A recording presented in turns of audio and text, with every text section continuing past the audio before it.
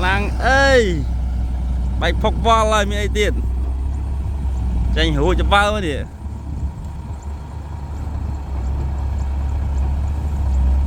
mạch mơ đi vừa là con đi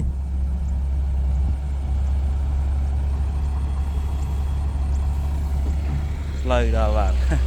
ta bạn đặt mặt chương không lăng vào đây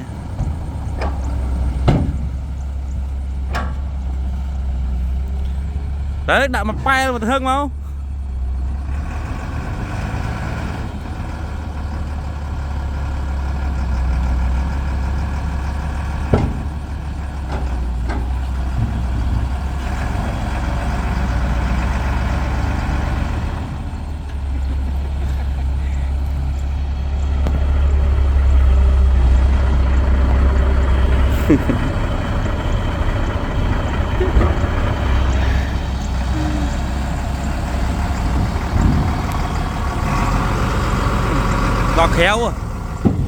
đo khéo rồi thôi đừng mót ra mai chứ mừ điểm mốc rồi thôi phải ơi